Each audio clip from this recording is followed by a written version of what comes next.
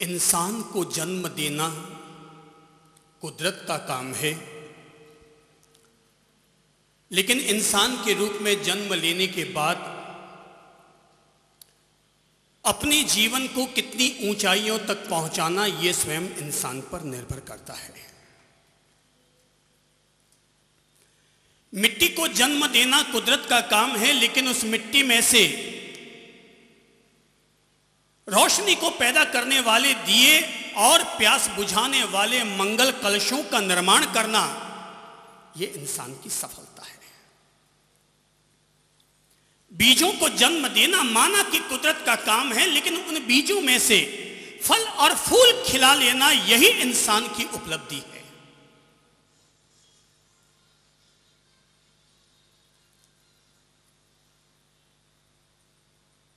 रात के अंधेरों में तारों को टिमटिमाना निश्चय ही ये प्रकृति का काम है, लेकिन उन टिमटिमाते तारों को देखकर अपने जीवन के अंधेरे रास्तों को पार करते हुए लक्ष्य को उपलब्ध कर लेना यही इंसान की सबसे बड़ी कामयाबी है।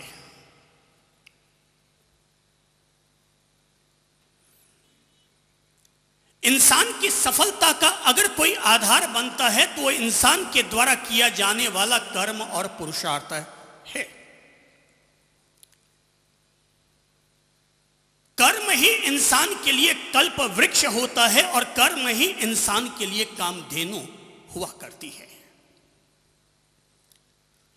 जैसे कल्प वृक्ष से कुछ भी मांगो तो मन वांछित मिल जाता है, वैसे ही व्यक्ति अगर अपनी ओर से कर्म और पुरुषार्थ करे तो वो अपने कर्म और पुरुषार्थ के द्वारा जो चाहे सो कल्प वृक्ष की तरह ही अपने जीवन में उपलब्ध कर सकता है। महावीर जैसे महापुरुषों ने मानव समाज को संबोधित करते हुए कभी कहा था कि दुनिया में कोई भी व्यक्ति जन्म से महान नहीं होता, जो भी व्यक्ति महान होता है तो अपने कर्म के कारण महान हुआ करता है। महावीर कहते हैं कि जन्म से न कोई ब्राह्मण होता है, न कोई क्षत्रिय होता है, न कोई वैश्य और शूद्र होता है। जिस व्यक्ति के जैसे कर्म होते हैं व्यक्ति वैसा वैसा अपने जीवन में परिणाम पाया करता है। मैं कर्म करने के लिए इसलिए प्रेरणा दूंगा क्योंकि मैं एक संत योगी होने से पहले, एक ध्यान योगी होने से पहले मैं एक कर्म योगी हूं, और यही मेरे जीवन की सफलताओं की सबसे बड़ी सीढ़ी है।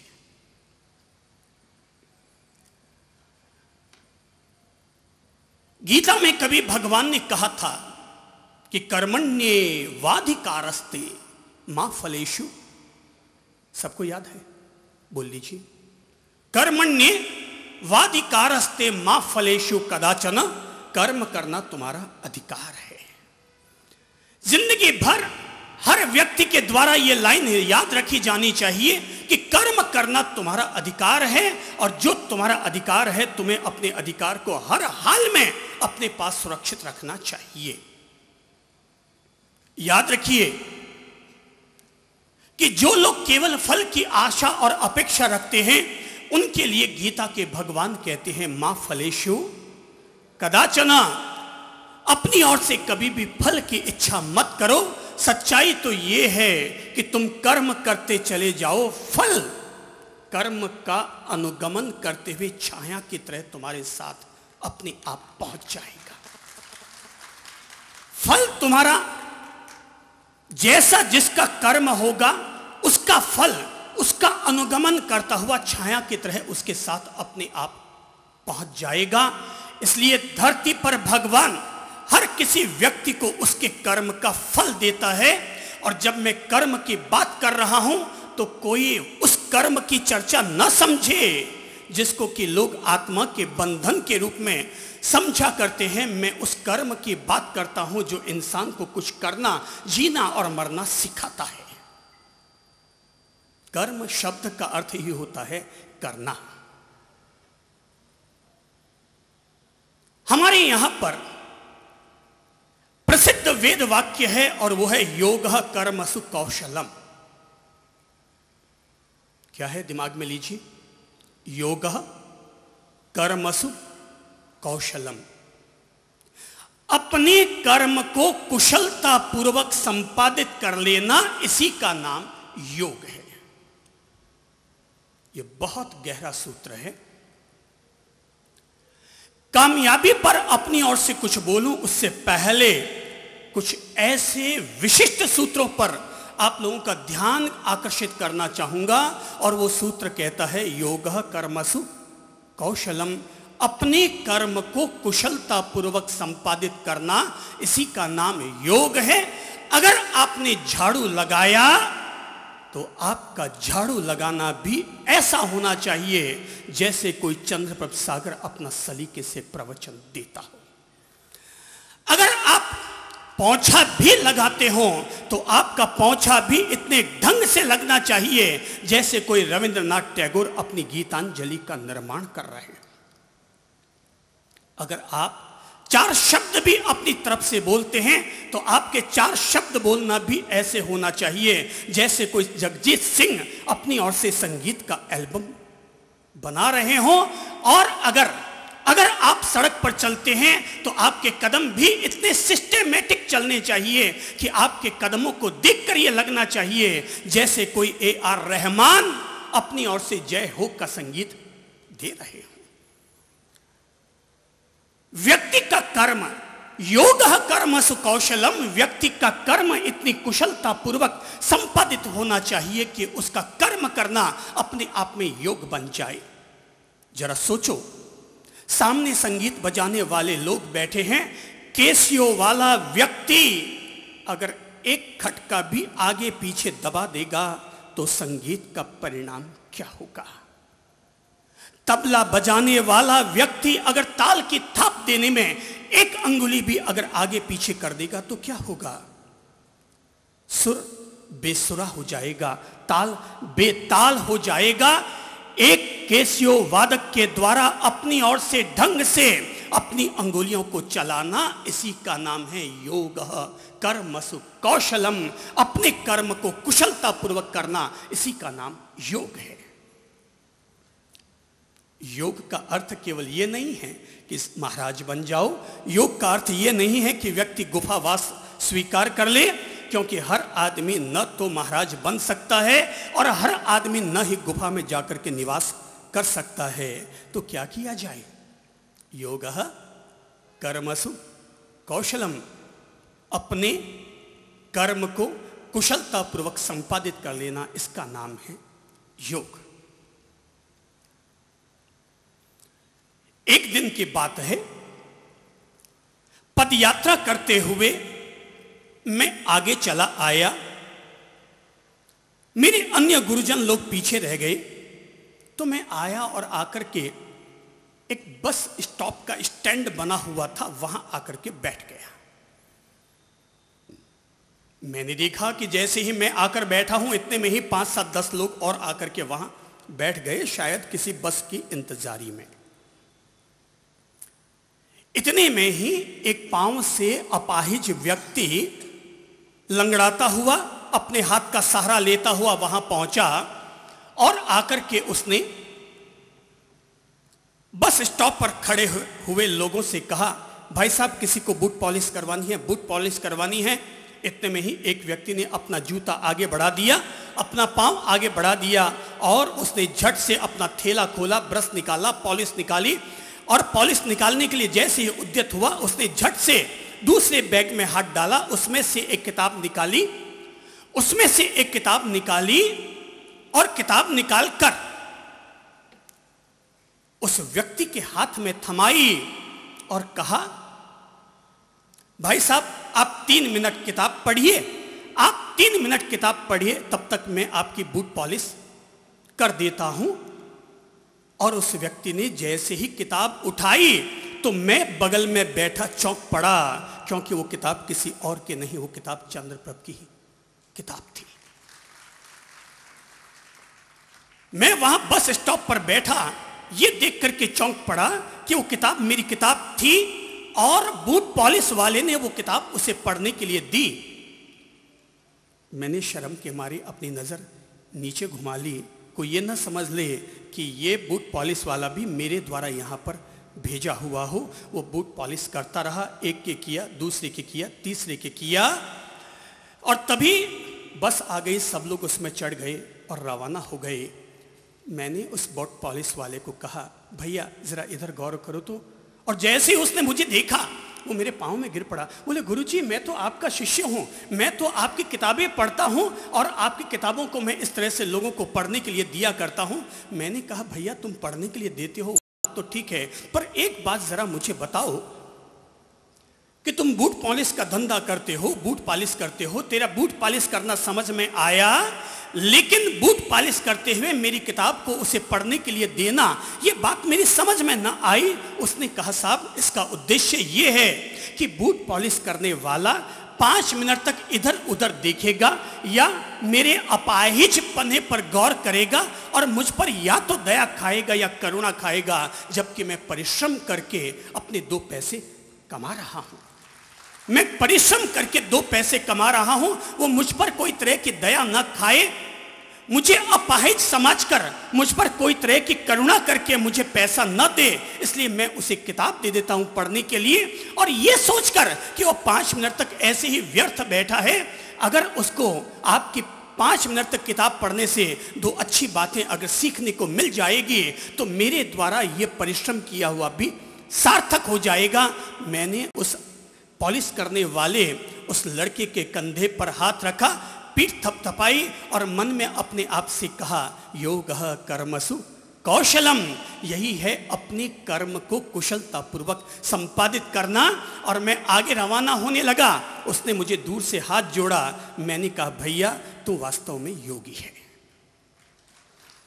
मैंने उस बूट पॉलिश करने वाले व्यक्ति से कहा कि भैया तू वास्तव में योगी है। ये कहता हुआ मैं तो जयपुर शहर में चला आया, और ये जयपुर शहर में आने से मात्र 7-8 दिन पहले की ये घटना भर रही।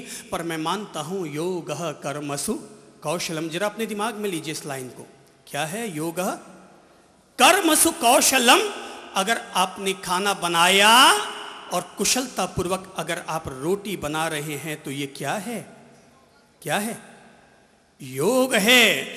अगर आपने घर से स्कूटर बाहर निकाला और अगर आपने स्कूटर बाहर निकालते समय रास्ते पर चलने वाले कीड़े और मकोड़ों को बचाते हुए स्कूटर को बाहर निकाला तो ये क्या है? योग है। और यही कहना चाहता हूं कि केवल यह ना समझे कि कामयाबी का संबंध केवल इंसान के भौतिक समृद्धि के साथ होगा। इंसान की कामयाबी का संबंध इंसान की निजी जिंदगी के साथ है, इंसान की पारिवारिक जिंदगी के साथ है, इंसान की सामाजिक और व्यावसायिक जिंदगी के साथ है। योगः कर्मसु कौशलम। इसलिए मेरा एक पॉपुलर वाक्य है जो देश भर में चलता है, और वो वाक्य है 12 खड़ी में पहले क आता है, पीछे क्या आता है? क्या आता है? क के बाद ख। 12 खड़ी में पहले क आता है, पीछे ख आता है। क कहता है पहले करो, ख कहता है उसके बाद खाओ। क कहता है पहले करो, उसके बाद ख कहता है कि खाओ। कर्म योग से कभी भी जी मत चुराओ। हम अपने जीवन को कितना कर्म योगी बना पाते हैं, इसी पर निर्भर करता है कि हम अपने जीवन को कितनी ऊंचाई तक ले जाने में सफल हो पाते हैं। कभी महाभारत को याद कीजिए कि किसी समय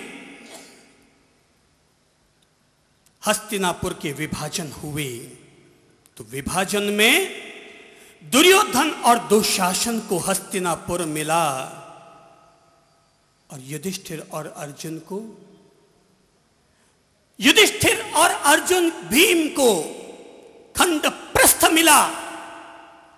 और जब खंडप्रस्थ मिला तो खंडप्रस्थ कोई राजमहलों से सजा हुआ इलाका नहीं था, बल्कि जंगली क्षेत्र था। और जब भीम और अर्जुन इस बात का विद्रोह करते हुए अपने चाचा के पास जाने लगे कि हम जाते हैं महाराज धृतराष्ट्र के पास, और जाकर कहते हैं कि आपने ये कौन सा न्याय और इंसाफ किया कि आपने एक बच्चों को पूरा हस्तिनापुर नगर दे डाला और दूसरे बच्चों को आपने खंड प्रस्थ या खांडव प्रस्थ दिया। भीम और अर्जुन विद्रोह से भर उठे।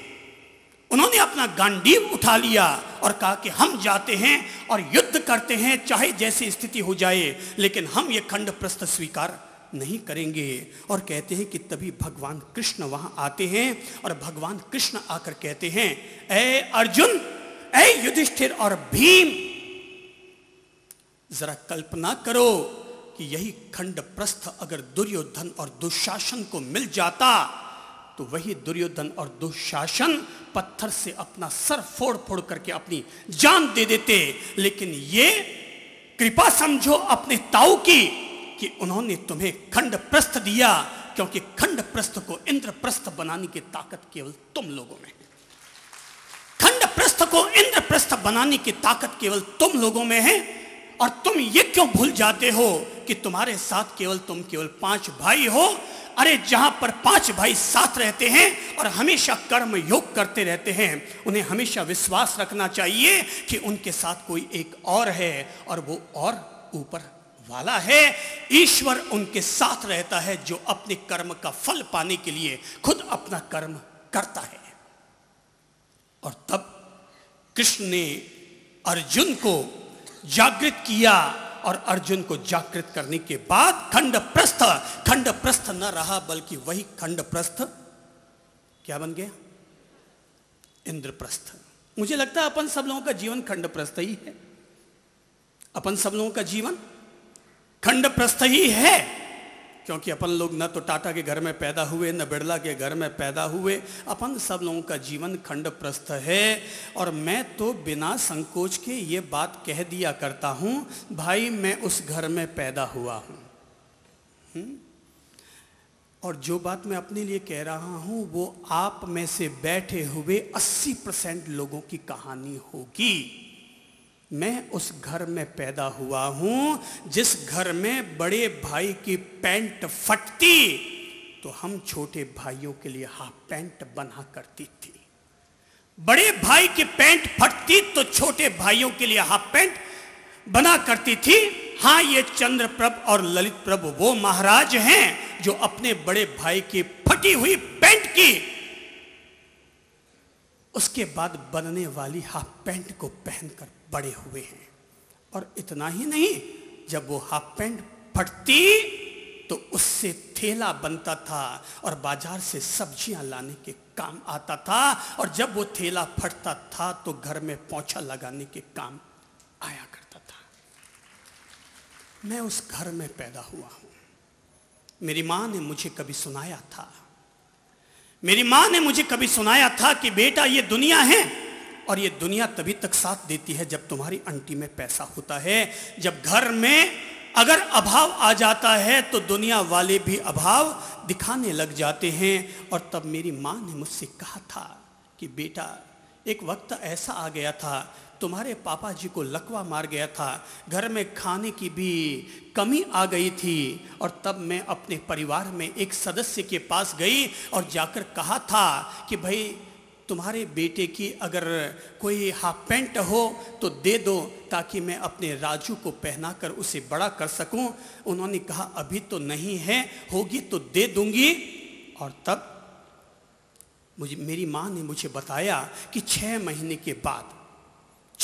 के बाद अचानक उस महिला ने मुझसे कहा कि ले भाई, तूने मुझसे 6 महीने पहले कहा था कि एक हाफ पैंट दे दो, लो मैं तुम्हें अपनी एक हाफ पैंट देती हूँ। मेरे बच्चे की हाफ पैंट छोटी हो गई तो मैं ये हाफ पैंट देती हूँ, पहना देना।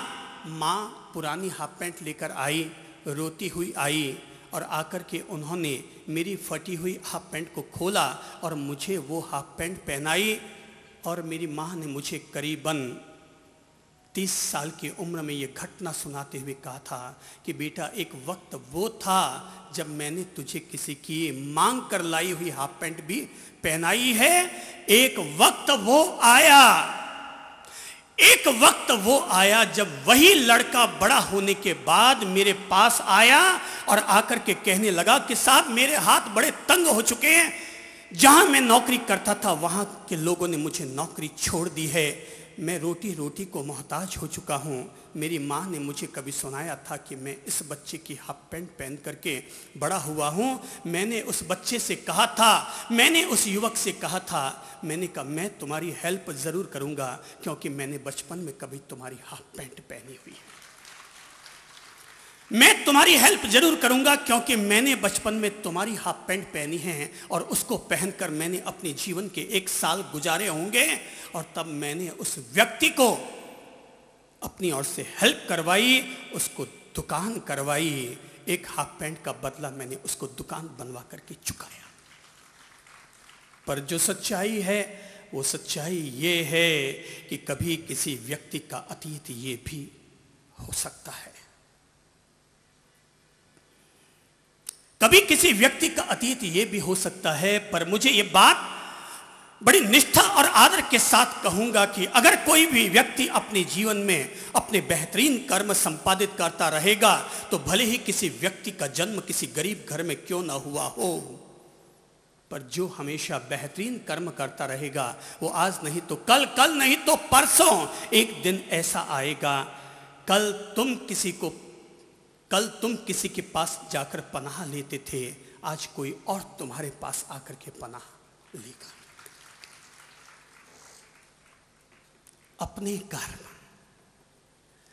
अपने कर्मों को किस तरह से करना चाहिए, पहले क आता है और पीछे क्या आता है, ख।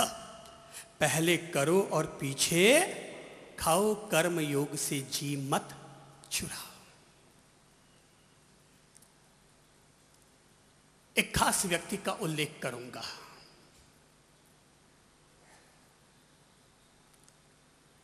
करीब 16 साल की उम्र में वो व्यक्ति पहुंचा एक होटल पर और जाकर कहने लगा कि साहब मैं बहुत भूखा हूं, मुझे कोई भी नौकरी दे दो, मैं अपने घर में अपने माँ बाप से बिछुड़ चुका हूं, आप मुझे कोई भी नौकरी दे दो। होटल के मालिक ने कहा कि मेरे पास इस समय कोई भी नौकरी नहीं है। युवक ने कहा महाशय मैं बिल्कुल बेसहारा हो चुका हूं, आप मुझे कोई भी काम दे दीजिए, लेकिन काम दे दीजिए। कहा भाई मेरे पास ऑलरेडी 3 आदमी एक्स्ट्रा चल रहे हैं, मैं तुम्हें दूं कहां से काम। बोले कोई भी काम दे दो। बोले अच्छा तुझे कोई भी काम चाहिए तो एक काम कर सकता है, तो नए नए ग्राहकों को मेरी होटल पर ला सकता है। बोले ठीक है, मुझे इसके बदले में क्या मिलेगा। बोले जो किराया होगा उसमें 25% तुम्हारा होगा। बात पक्की हो गई। बोले ठीक है तुम ले आना, लेकिन एक काम करो, तुम इतने ही भूखे हो तो रोटी खा जाओ और फिर चले जाना। उसने कहा नहीं साहब, मुफ्त में खाना मेरे सिद्धांत में नहीं आता, क्योंकि मुफ्त की खाई हुई रोटी पेट में उतर तो सकती है लेकिन बरकत नहीं कर सकती। मुफ्त की खाई हुई रोटी पेट में उतर तो सकती है लेकिन बरकत नहीं कर सकती। और तब वो व्यक्ति चला गया। 3-4 घंटे उसने मेहनत की और आखिर रेलवे स्टेशन से उसने एक मिनी बस भरी और वहां से ग्राहकों को लेकर के उस होटल पर पहुंचा। उसने ग्राहकों से कहा कि हो सकता है साहब मैं जिस होटल पर आपको लेकर जा रहा हूं वहां पर संभव है, उस होटल पर संभव है कि आपको थोड़ी बिल्डिंग पुरानी मिले, लेकिन आपको सेवा इतनी अच्छी मिलेगी, आपको सर्विस इतनी अच्छी मिलेगी कि आप वहां पर गदगद हो जाएंगे। लोग उसकी जबान से, उसकी वाणी से इतने अधिक आकर्षित हुए, होटल पर आए, वहां पर रात गुजारी और अगले दिन उस बच्चे को, उस 16 वर्ष के बच्चे को पूरे 25% कमीशन मिला। धीरे धीरे वो उस होटल का मैनेजर बन गया और धीरे धीरे उसने उस गांव में रहकर के चाय के बागान लगाने शुरू करवा दिए। लोगों की जमीनें किराए पर लेता चाय के बागान लगाने शुरू कर दिए। धीरे धीरे चाय के बागान और बढ़ते गए, बढ़ते गए, बढ़ते गए, बढ़ते गए और इतने बढ़ते चले गए कि पूरी दुनिया में आज भी उसी व्यक्ति के नाम से चाय चलती है और उस व्यक्ति का नाम था लिप्टन और उसी के नाम से चाय चलती है, लिप्टन चाय। योगः कर्मसु कौशलम, अपने कर्म को तरीके से, ठीक से, कुशलता से संपादित कर लेने का नाम ही योग है। इसलिए आज अगर हम आपको जीवन में कामयाब होने के मंत्र बताएंगे तो मैं आपको बता देना चाहूँगा, ये केवल कामयाबी के मंत्र नहीं है। कामयाबी के मंत्रों से गुजरते हुए आप में से हर किसी व्यक्ति को योगी बनाने के मंत्र हैं, और वो योगी कर्म योगी बनाने के मंत्र हैं। मैं मानता हूँ धर्म का अर्थ है, मैं मानता हूं कि धर्म का अर्थ है हर व्यक्ति धर्म योगी होना चाहिए, लेकिन धर्म योगी होने से पहले व्यक्ति को कर्म योगी हो जाना चाहिए।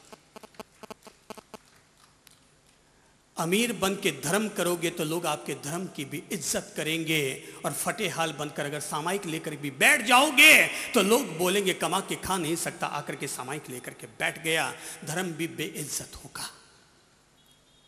मैं तो प्रेरणा देता हूं, मैं देश में वो ऐसा संत हूं जो अपने समाज को, हर व्यक्ति को समृद्ध होने की प्रेरणा देता हूं, क्योंकि मेरा तजुर्बा मुझे ये बताता है कि इस समाज में चारित्र की कीमत कम होती है, गुणवत्ता की कीमत कम होती है। इस समाज में अगर कीमत होती है तो केवल पैसे की कीमत होती है।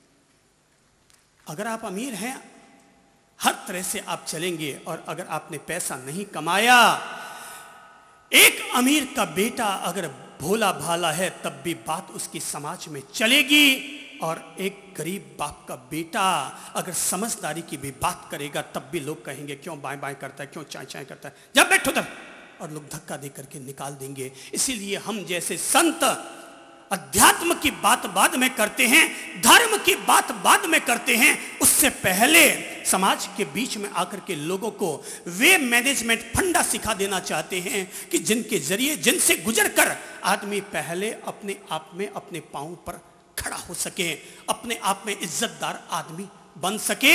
महावीर की तरह एक निर्वस्त्र योगी बाद में बनिएगा, उससे पहले महावीर तरह राजकुमार और संपन्न आदमी पहले बनिएगा। पहले महावीर की तरह राजकुमार बनो।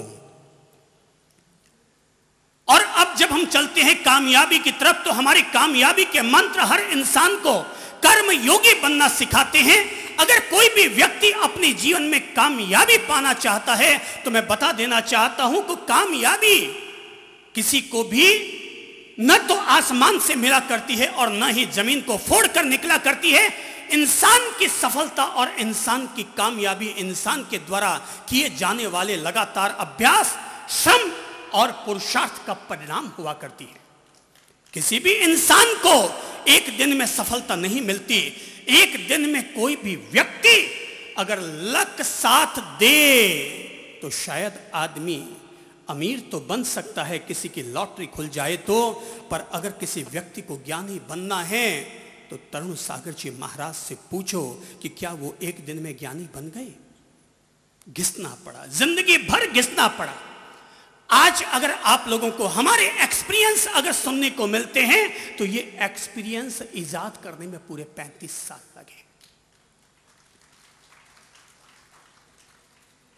जरा मैं खड़ा करना चाहूंगा, सामने बैठे हैं प्रोफेसर मेहता, बहुत बड़े मैनेजमेंट गुरु, इंडिया में जिनका नाम चलता है। और उन्हें जब पता चला कि हम लोग यहां आए हैं तो रोज प्रतिदिन हमारे प्रवचन सुनने के लिए आ गए हैं, और इनको पता है कि जब जब वो चंद्रप्रभ को सुनकर जाएंगे तो देश को एक नई दिशा देने में सफल होंगे।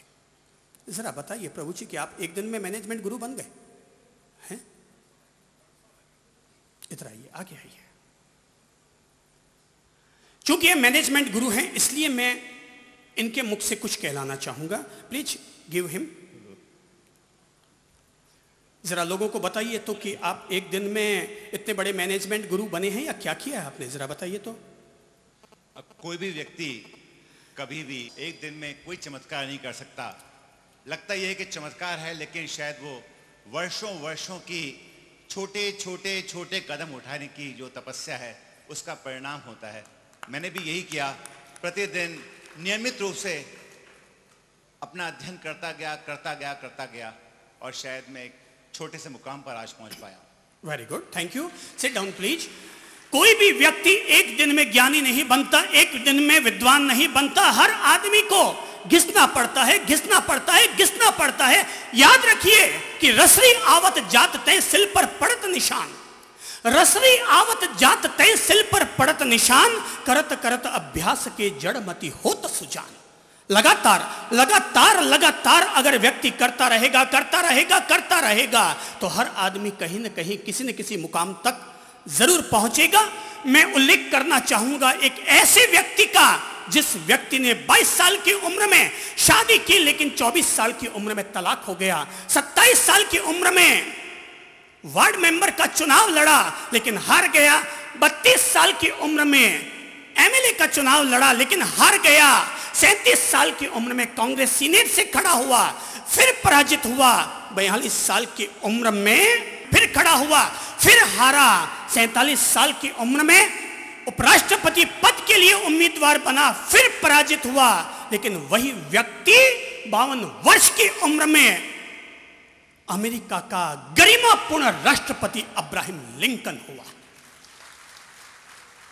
52 साल की उम्र में।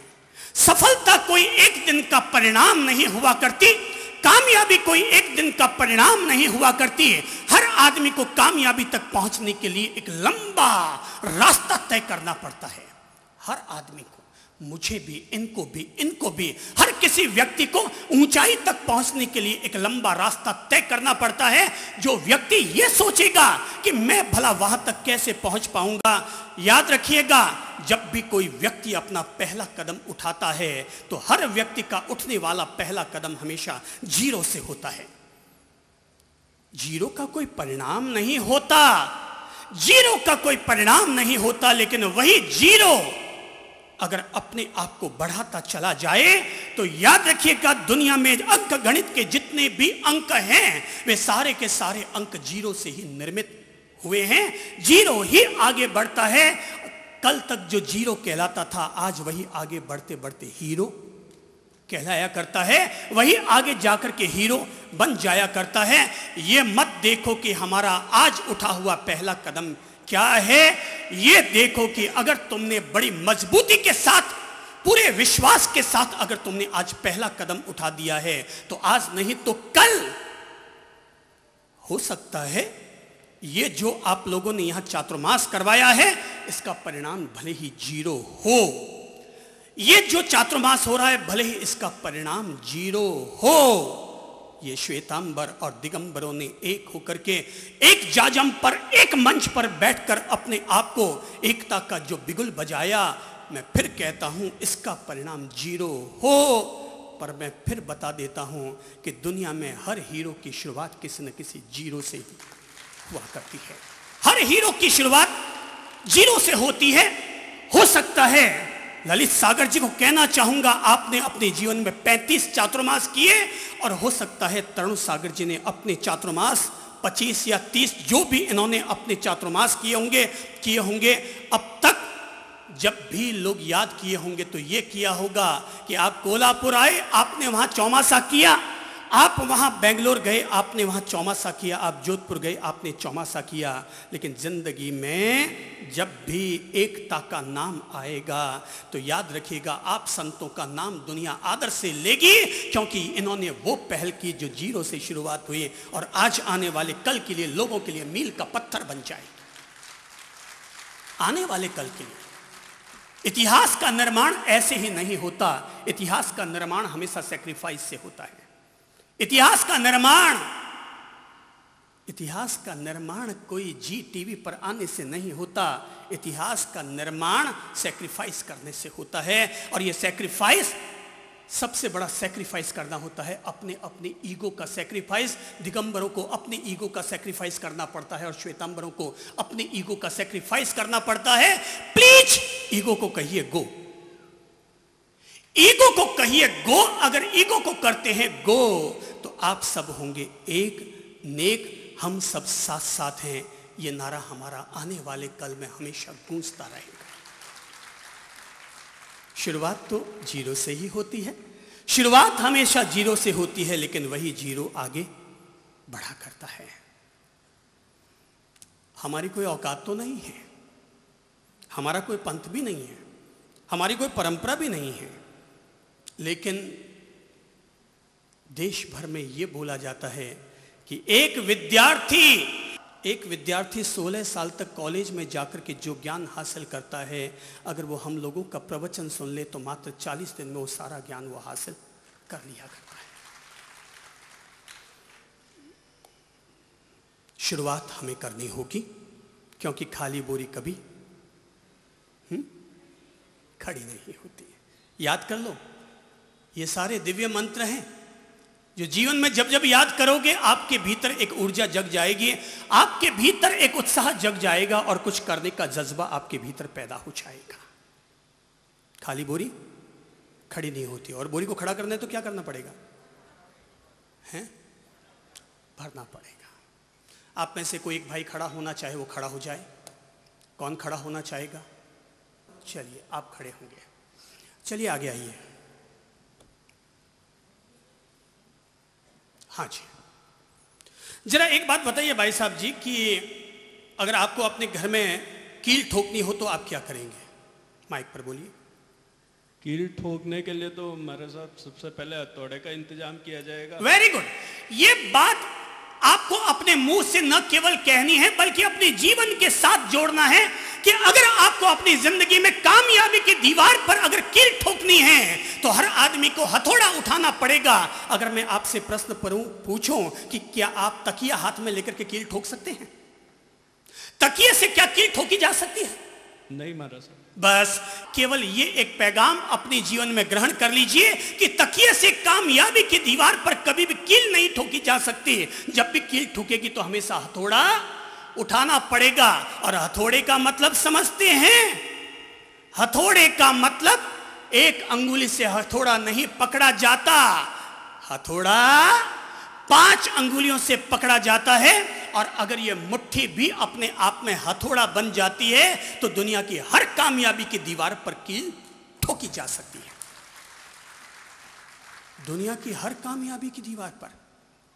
आओ, कामयाबी के रास्ते पर आप लोगों का हाथ पकड़ता हूं, अंगुली थामता हूं और लेकर के चलता हूं कामयाबी के रास्ते पर।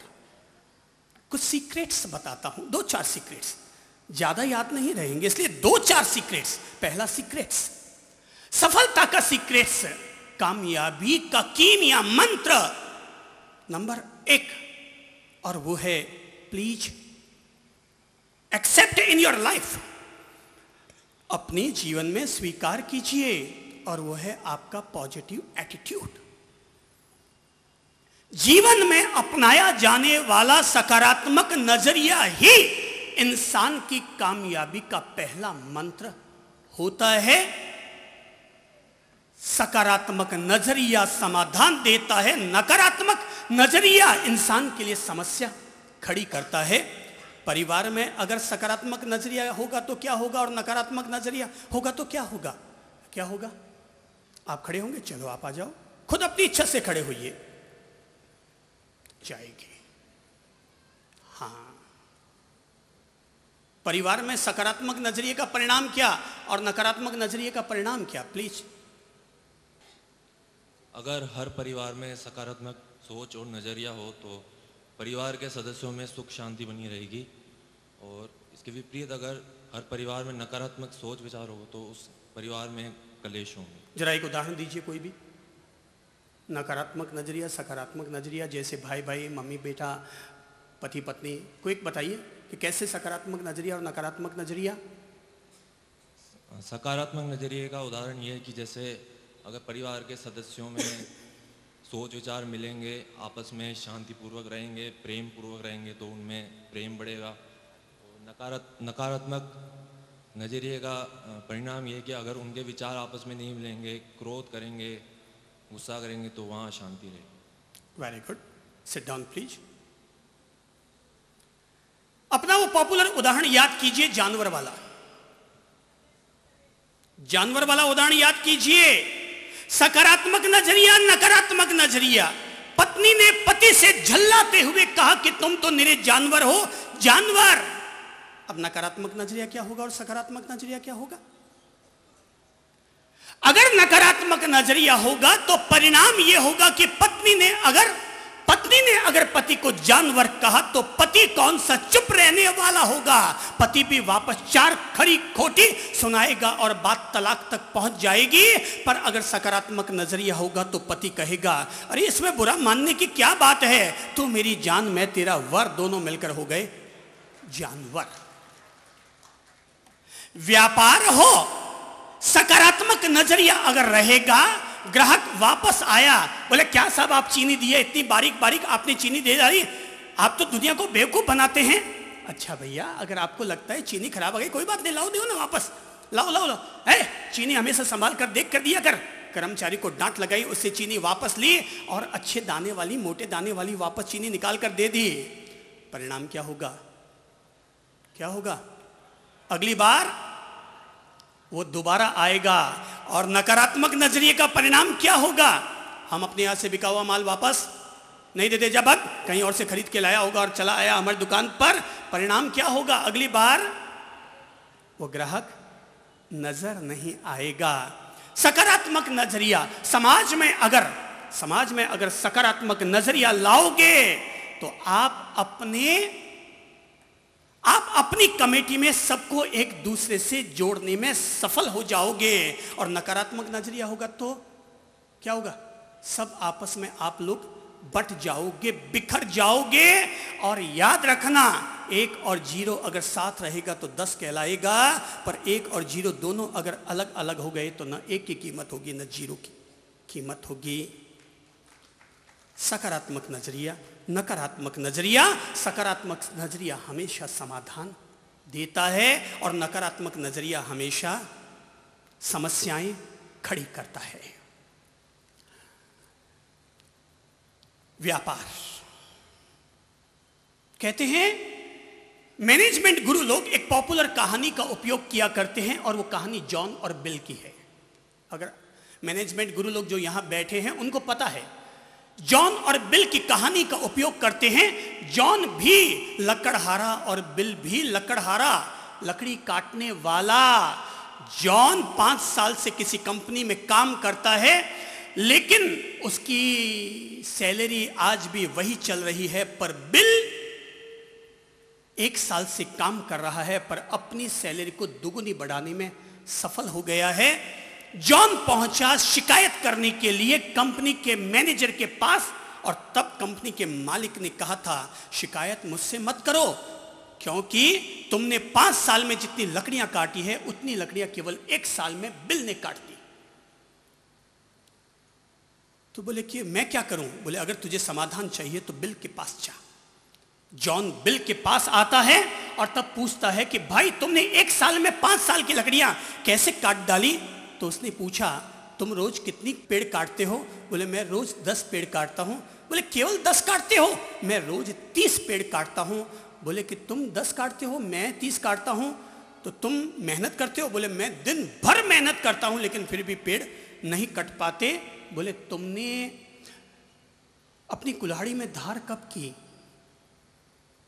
बोले मैं तो हर रविवार अपनी कुल्हाड़ी में धार करता हूं, बस तेरे द्वारा परिणाम कमजोर आने का कारण केवल इतना ही है कि तू सप्ताह में केवल 1 बार धार करता है और मैं हर पेड़ काटने के बाद नई धार किया करता हूं। और जो व्यक्ति हर पेड़ को काटने के बाद धार करेगा, क्या आएगा परिणाम? क्या आएगा? काम में तेजी आएगी कि? यही है इंसान का सकारात्मक नजरिया। दूसरा काम, पहला मंत्र है सकारात्मक नजरिया, पॉजिटिव एटीट्यूड। कामयाबी का दूसरा मंत्र है सेल्फ कॉन्फिडेंस। व्यक्ति का अपना आत्मविश्वास, व्यक्ति का अपना साहस, व्यक्ति का अपना बुलंद हौसला। याद रखिएगा कि आत्मविश्वास से बढ़कर न कोई इंसान का मित्र होता है, न कोई ताकत होती है, और न ही इंसान की सफलता की और कोई सीढ़ी हो सकती है, और वो है आत्मविश्वास। जीवन केवल सांस से नहीं चलता, जीवन को चलाने के लिए एक और चीज चाहिए, और वो चाहिए सांस के साथ क्या चाहिए? आत्मविश्वास। केवल सांस नहीं चाहिए, सांस के साथ एक और चीज चाहिए, और वो चीज है आत्मविश्वास। चलिए मैं आपको एक खास कहानी कहता हूं, और कहानी है पुरानी। कहते हैं कि एक राजा पर किसी ने आक्रमण कर दिया, हमला बोल दिया। राजा को लगा कि मेरी सेना बहुत कमजोर है, एक लिमिटेड संख्या है, और सामने जो शत्रु सेना है उसके पास हजारों हजार सैनिक हैं, बंदूकें भी हैं, तोप गोले भी हैं, मैं भला उन्हें कैसे जीत सकता हूं? सभासदों ने, सेनापति ने, सबने एक ही बात कही कि महाराज कुछ भी ले देकर, समझौता करके, संधि करके बात निपटा लीजिए। सबने आत्मसमर्पण करने की तैयारी कर ली कि तभी एक संत वहां पर पहुंचा। एक संत पहुंचा और संत ने वहां पहुंचकर कहा, महाराज ये मैं क्या सुन रहा हूं? मैंने सुना है कि आप आत्मसमर्पण कर रहे हैं। अरे महाराज, मैं देवी का परम भक्त हूं, मैं मां जगदंबा का परम भक्त हूं और आपके यहां पर देवी मां का पैगाम लेकर आया हूं। बोले क्या पैगाम लेकर आए हो? बोले महाराज, जगदंबा मां ने आज रात को प्रकट होकर मुझसे कहा है कि राजा से जाकर बोल दे कि तू घबरा मत, तो युद्ध कर, तेरी जीत होगी। सेनापति ने, राजा ने सोचा यार ये मेरी जीत होगी कि हार होगी, ये बीच में महाराज कहां से आ गया और ये ऊपर से ये जगदंबा और ये देवी मां कहां से आ गई। बोले भाई तू है कौन? तू महाराज है कौन? कहां से लेकर आया है? बोले मैं आपके नगर के बाहर ही मंदिर का पुजारी हूं, संत हूं, और जगदंबा मां ने आकर के मुझे आदेश दिया है और कहा है कि मैं राजा से जाकर कहूं तो युद्ध कर, जीत तेरी होगी। बोले भाई क्या गारंटी है जीत मेरी होगी? तुझे पता है वहां पर कितने सैनिक हैं? अपने को पता है मेरे पास केवल 5000 सैनिक हैं और उनके पास 50,000 सैनिक हैं। मेरे पास लड़ने के लिए केवल तलवारें हैं, उनके पास बंदूकें भी हैं। हम उनसे किस तरीके से युद्ध कर पाएंगे? बोले महाराज किस तरीके से होगा ये तो मुझे नहीं पता, लेकिन मैं तो देवी मां का आशीर्वाद लेकर आया हूं और ये बता रहा हूं कि जीत आपकी होगी। बोले क्या प्रमाण? बोले प्रमाण चाहिए महाराज। लो अभी सिक्का उछाल कर देख लेते हैं और पता चल जाएगा कि जीत आपकी होगी या नहीं होगी। उसने झट से जेब में हाथ डाला, थैले में हाथ डाला, एक सिक्का निकाला और कहा कि देखो महाराज मैं सिक्का उछाल रहा हूं, मैं सिक्का उछाल रहा हूं, अगर सिक्का सीधा गिरा तो जीत आपकी होगी और सिक्का अगर उल्टा गिरा तो जीत दुश्मन की होगी। महाराज ने कहा तय, चल उछाल तो सही, तेरे सिक्के का कमाल भी देखे। और उसने सिक्का लिया और जोर से राजसभा के बीच में उछाल दिया। जैसे ही सिक्का उछला नीचे आके गिरा। कौन सा पोर्शन था? कौन सा था? सीधा। और जैसे ही सीधा गिरा कि संत ने जय जयकार की और कहा कि मां तेरी बड़ी कृपा, तूने राजा को फिर जीतने का आशीर्वाद दे डाला। सेनापति घबराया, उसने कहा यार ये मरवाएगा, ये महाराज मुझे मरवाएगा। 5000 सैनिकों के साथ युद्ध करने के लिए अगर ये भिड़वा दिया तो ये मुझे और मरवाएगा। उसने कहा कि तेरे सिक्का को मैं समझ गया, सीधा गिरा होगा, देवी मां का आशीर्वाद होगा, पर 5000 लोगों से युद्ध करने की ताकत मुझ में नहीं है। संत ने कहा जा रे बुजदिल, पता नहीं तेरे जैसे बुजदिल आदमी को कैसे इस राजा ने सेनापति बना दिया। चल हट, दूर हट, अरे तेरे से तो मैं ही अच्छा, चल मैं बनता हूं सेनापति। और जैसे ही राजा ने सुना कि संत खुद सेनापति बन रहा है तो राजा ने कहा महाराज अगर आप में ताकत है तो आप भले ही सेनापति बन जाएं, पर आपको तलवार चलाना आता कहां से है? आप तो झोली डंडा लेकर के घूमने वाले महाराज, आप भला तलवार क्या चला पाएंगे? बोले इसका निर्णय तो युद्ध के मैदान में ही होगा कि हम झोली डंडा लेकर चलने वाले महाराज हैं या तलवारबाजी हमें भी आती है। बस राजा ने कहा महाराज पर मुझे संदेह होता है, एक बार और आप सिक्का उछाल कर दिखा दीजिए। संत ने एक बार सिक्का और उछाला और सिक्का जैसे ही गिरा कि वापस वही सीधा गिरा।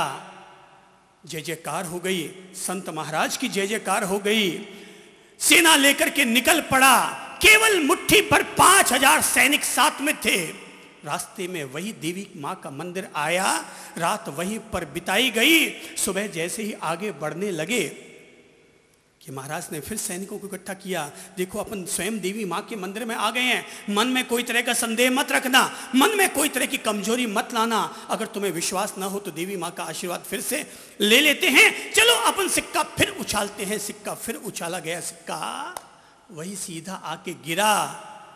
जय जयकार हो उठी, युद्ध के मैदान में पहुंच गए। महाराज ने भी सामने इतनी बड़ी सेना देखी तो उनके भी पसीने छूट गए। बोले इतनी बड़ी सेना से, पर अब युद्ध के मैदान में तो आ ही गए हैं, अब जो होगा सो देखा जाएगा। सैनिकों का मनोबल कमजोर ना हो, इसलिए महाराज ने सिक्का फिर उछाला। सिक्का फिर सीधा गिरा। सैनिकों ने जैसे देखा कि देवी मां का आशीर्वाद हमारे साथ है, उठा लिए उन्होंने भाले, निकाल लिए अपनी तलवारें और टूट पड़े।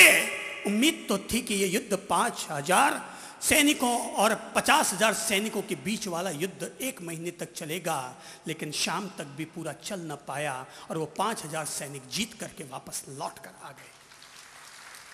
वो 5000 सैनिक जीत करके वापस लौट कर आ गए। जय जयकार करते हुए राजा के दरबार में पहुंचे। राजा खुद उनका सम्मान करने के लिए राजमहल के बाहर खड़ा था। पूरा नगर खड़ा था उस संत महात्मा का सम्मान करने के लिए कि जिसकी बदौलत मात्र 5000 सैनिक 50,000 लोगों पर भारी पड़ गए। महाराज ने उसका सम्मान किया, पर सम्मान करने के बाद कहा कि संत महात्मा जी जरा देवी मां के मंदिर में भी चलें, उनकी भी पूजा कर आते हैं, क्योंकि उनके आशीर्वाद से ये जीत मिली है। संत महात्मा ने कहा, महाराज ये जीत किसी देवी मां की कृपा से नहीं मिली, ये जीत सैनिकों के भीतर बोए गए आत्मविश्वास के कारण मिली। ये जीत आत्मविश्वास के कारण मिली है, न कि किसी देवी मां की कृपा के कारण। बोले क्या कहते हो तुम? संत ने झट से थैले में हाथ डाला, सिक्का निकाला। बोले महाराज ये सिक्का उछालता हूं, और सिक्का उछला आकर के गिरा वही सीधा। राजा के हाथ में सिक्का दिया। बोले महाराज आप भी उछाल के देखो। उन्होंने भी उछाला, सिक्का आके गिरा सीधा। संत ने सैनिकों को भी सिक्का दिया कि जरा उछाल के देखो। उछाला और फिर आके गिरा सीधा। राजा समझ ना पाया ये क्या माजरा है। संत ने रहस्य खोलते हुए सिक्का हाथ में उठाया और कहा कि महाराज माजरा ये है कि इस सिक्के में कहीं उल्टा पोर्शन तो है ही नहीं। इस सिक्के में उल्टा पोर्शन तो कहीं है ही नहीं, दोनों तरफ सीधा ही पोर्शन है। इधर भी भारत है और उल्टा करो तो उधर भी भारत है। जहां पर इंसान का आत्मविश्वास अगर जग जाता है तो याद रखो जीत आपकी है, आपकी है, आपकी है। चाहिए क्या? विश्वास चाहिए। इसलिए तो मैं कहा करता हूं कि जब मैं संत बना था ना, तो संत बनने से पहले मैंने एक फिल्म देखी थी, और मैंने बताया ना कौन सी फिल्म थी वो, कौन सी? हाँ याद रखा करो, इतने खटके वाली बात फिर आपको सुनने को ना मिलेगी। और वो फिल्म थी शोले। और संत बनने से 2 महीने पहले मैंने ये फिल्म देखी और गब्बर सिंह का डायलॉग सुनकर आया था। और गब्बर सिंह का डायलॉग था, जो डर गया सो मर गया। तो जिंदगी में एक ही काम तो नहीं किया, और वो है डरने का काम नहीं किया। जो आदमी नहीं डरा उसी का आत्मविश्वास मंदिर के दीपक की तरह हमेशा अखंड प्रज्वलित रहा। कामयाबी का पहला मंत्र क्या है? Positive attitude. दूसरा मंत्र है सेल्फ कॉन्फिडेंस। और कामयाबी का तीसरा मंत्र है वर्क प्लानिंग, कार्य योजना। जिस कार्य को करो पूरे सिस्टेमेटिक ढंग से करो। जिस कार्य को करो पहले उसकी प्लानिंग ठीक से बना लो। क्यों जी, आप यहां से मद्रास जाते हैं, सीधे उठते हैं और निकल जाते हैं, या कुछ पहले प्लानिंग भी करते हैं? टिकट विकट बनाते हैं कि नहीं बनाते? रेलवे का रिजर्वेशन करवाते हैं कि नहीं करवाते? रवाना होते हैं तो रास्ते के लिए खाने पीने का सामान रखते हैं कि नहीं? पैसा वैसा लेते हैं कि नहीं? ये है वर्क प्लानिंग। कहीं भी किसी भी गोल तक अगर पहुंचना है, किसी भी कामयाबी के शिखर तक अगर पहुंचना है, तो पहले क्या करो? हर कार्य की वर्क प्लानिंग परफेक्ट होनी चाहिए। जरा आप में से किसी व्यक्ति ने कभी कोई मकान बनाया है? हाथ खड़ा कीजिए। कोई मकान बनाया? चलिए खड़े हो जाइए। आगे वाला, हाँ जी, चलिए आगे आइए। अब बताइए तो आपने मकान कहाँ बनाया है? जौहरी बाजार घी वालों के रास्ते में। जौहरी बाजार के घी वालों के रास्ते में। घी वाला के रास्तों पर। कितने तल्ले का मकान बनाया? 4 मंजिल। 4 मंजिल का मकान बनाने से पहले आपने क्या क्या काम किया? प्लानिंग की है? प्लानिंग की। इसके बगैर तो आपने नींव का मूर्त भी क्या काम आएगा? बिल्कुल ठीक है। प्लानिंग की। किस किस से प्लानिंग करवाई? इंजीनियर आर्किटेक्ट से। ये हुई मुद्दे की बात। मकान अगर ऐसे ही बनाना शुरू कर दोगे तो मकान नहीं बनेगा। वो अजायब घर बन जाएगा। अगर मकान को घर में रहने जैसा भवन बनाना है, कोठी बनानी है, तो सबसे पहले क्या करना पड़ेगा?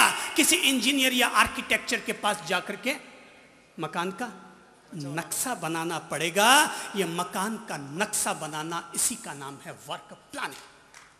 Thank you, sit down please. इसी का नाम है वर्क प्लानिंग।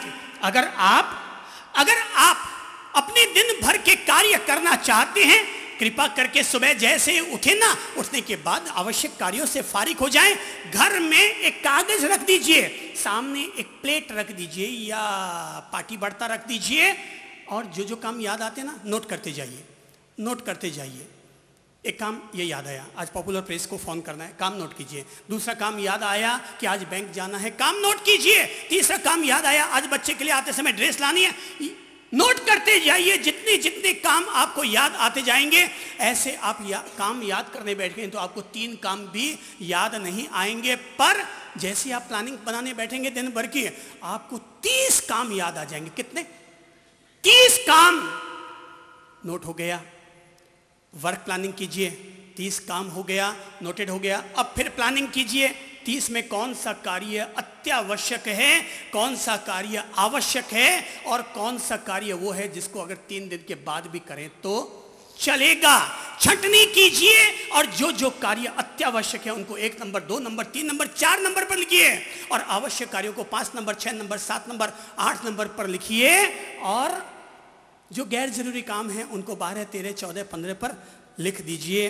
आप शाम को घर लौट कर आएंगे ना, वर्क प्लानिंग के साथ अपने दिन की शुरुआत करने वाला, अपने दिन का उपयोग करने वाला एक दिन में 30 काम निपटा लेता है, और बगैर वर्क प्लानिंग के साथ दिन को जीने वाला आदमी दिन में 2 काम भी नहीं कर पाता। क्योंकि जैसे काम कहा जाता है, ये कर देना, हाँ कर दूंगा, हाँ हो जाएगा, हाँ बस हो जाएगा, हाँ बस ठीक है। 3 दिन के बाद पूछता हूं हो गया? अच्छा वो दिमाग से निकल गया। वर्क प्लानिंग व्यक्ति की निजी जिंदगी के लिए चाहिए, वर्क प्लानिंग व्यक्ति के पारिवारिक जीवन के लिए चाहिए, वर्क प्लानिंग आपके चातुर्मास के लिए चाहिए। आपके पास वर्क प्लानिंग होना चाहिए। आपने श्वेतांबर और दिगंबरों को एक साथ क्यों किया? आपके पास ये वर्क प्लानिंग होनी चाहिए। और अगर आप बैठ करके वर्क प्लानिंग नहीं करते हैं, ये देखते देखते 1.5 महीना बीत जाएगा और गंगा अलग बह जाएगी, जमुना अलग बह जाएगी, सरस्वती अलग बह जाएगी। आप जैसे थे वैसे के वैसे रह जाएंगे। वर्क प्लानिंग के बगैर हर चीज फेल है, समाज का हर फंडा फेल है, हर कार्य फेल है, चातुर्मास फेल है। अगर आपके पास वर्क प्लानिंग नहीं होगी तो वर्क प्लानिंग कीजिए। धर्म में आए हैं, वर्क प्लानिंग कीजिए। देखिए, अगर चंद्रप्रभ की एक भी बात बोली जाती है तो हर बात के पीछे एक वर्क प्लान उसका काम कर रहा है। शुरू से उसने उद्देश्य बनाया। अगर वो अपने प्रवचन की पहली लाइन बोलता है तो उस वर्क प्लानिंग का हिस्सा है। उस पहली लाइन से अंतिम लाइन तक का कहाँ तक कैसे संबंध जुड़ता जाएगा। वर्क प्लान अगर ठीक से होगा तो कार्य को ठीक से अंजाम तक पहुंचा दोगे, नहीं तो गोटियां फिट करते रहोगे, नहीं तो इधर उधर घूमते रहोगे। मैंने सुना है कि अमेरिका ने रॉकेट छोड़ने का निर्णय किया, अमेरिका ने चंद्रलोक तक रॉकेट पहुंचाने का निर्णय किया। टाइम आ गया, गिनती उल्टी शुरू हो गई। 10, 9, 8, 7, 6, 5, 3, 2, 1, 0। खटका दबा पर रॉकेट उड़ा ही नहीं, सारे खटके दबा दिए गए। रॉकेट उड़ा ही नहीं, सारे खटके दबे, आगे पीछे इंजीनियर भागे, लेकिन खटके सारे दबा दिए गए पर रॉकेट उड़ा ही नहीं। इतने में ही पास में एक सरदार जी खड़े थे और सरदार जी ने कहा, अरे ये उड़ नहीं रहा है, चलो एक काम कीजिए, इसको 40 डिग्री कोण तक टेढ़ा कर दीजिए। बोले तेरा दिमाग खराब हुआ है, ऐसा कोई रॉकेट उड़ता है? बोले महाराज करके तो देखो, 40 डिग्री कोण तक इसको थोड़ा सा टेढ़ा करके सीधा करो, फिर देखो कि उड़ता है कि नहीं। अब मरता क्या ना करता। अमेरिका के इंजीनियर ने कहा कि सरदार जी की भी अक्ल का भी उपयोग करके देख लेते हैं, और थोड़ा सा टेढ़ा किया गया और सीधा किया, और जैसे ही सीधा करके खटका दबाया गया और रॉकेट उड़ गया। लोगों ने कहा यार, लोग समझते हैं सरदार जी की खोपड़ी ऊंधी सूंधी होती है, पर यह तो बड़े ज्ञानी होते हैं सरदार जी तो। अरे मैं तो कहता हूं पूरे देश वालों से कि सरदार जी में बड़ा ज्ञान होता है। जॉर्ज बुश ने इंडिया वालों को फोन किया कि यार आपके यहां पर ये टेक्नोलॉजी बड़ी जबरदस्त है। सरदार जी को सब लोगों ने घेर लिया, चारों तरफ बधाइयां हो गई, सरदार जी को मालाएं पहनाई जाने लगी। सरदार जी से पूछा गया भाई ये टेक्नोलॉजी कौन सी है कि 40 डिग्री पर टेढ़ा किया जाए और फिर सीधा किया जाए। अरे बोले इसमें टेक्नोलॉजी क्या बात है, हमारे यहां पर इस टेक्नोलॉजी को जुगाड़ टेक्नोलॉजी कहते हैं, हमारे यहां पर इसको जुगाड़ टेक्नोलॉजी कहते हैं। बोले जुगाड़ टेक्नोलॉजी कहते हैं, ये टेक्नोलॉजी कैसी हो गई? बोले इसमें जुगाड़ टेक्नोलॉजी हमारे तो कोई दिक्कत है ही नहीं। हमारे हिंदुस्तान में जब भी स्कूटर खराब होता है, स्टार्ट नहीं होता तो हम उसको 40 डिग्री तक टेढ़ा करते हैं, 40 डिग्री पर टेढ़ा करते हैं, वापस सीधा करते हैं, किक मारते हैं और स्कूटर स्टार्ट हो जाता है। तो मैंने सोचा कि जब स्कूटर स्टार्ट नहीं होता तो उसको 40 डिग्री पर टेढ़ा किया जाता है, रॉकेट स्टार्ट नहीं होता तो उसको भी 40 डिग्री पर टेढ़ा करो, वो भी उड़ जाएगा। और सच्ची में उड़ गया। उन्होंने यहाँ मनमोहन जी को फोन किया, जॉर्ज बुश ने, और कहा कि भाई या समझ लो ओबामा जी ने फोन किया और कहा कि भाई आपके यहाँ की जो टेक्नोलॉजी है ये हमारे यहाँ पर भी इंपोर्ट कर दीजिए, ये बड़ी जोरदार एक्सपोर्ट कर दीजिए, बड़ी जोरदार टेक्नोलॉजी है, इसको हमारे यहाँ भेज दीजिए। मनमोहन जी ने हाथ जोड़ते हुए कहा कि भाई साहब हम आपके यहाँ 1000 तरह की टेक्नोलॉजी भेज सकते हैं। ये चुनाव का मामला है, ये चुनाव का माहौल बना हुआ है, इस समय हम ये टेक्नोलॉजी आपके यहाँ एक्सपोर्ट नहीं कर सकते। बोले क्यों? बोले इसी टेक्नोलॉजी के बलबूते तो हमें फिर से दोबारा सरकार बनाने की गोटियां फिट करनी पड़ेगी, वर्क प्लानिंग। और अंतिम चौथा है और वो है हार्ड वर्किंग। नंबर 1 क्या है? सब लोग बोल लीजिए दिमाग में। कामयाबी का पहला मंत्र पॉजिटिव एटीट्यूड, कामयाबी का दूसरा पॉइंट क्या है? बोलो बोलो। Self confidence. Number 3 work planning. Number 4 hard working.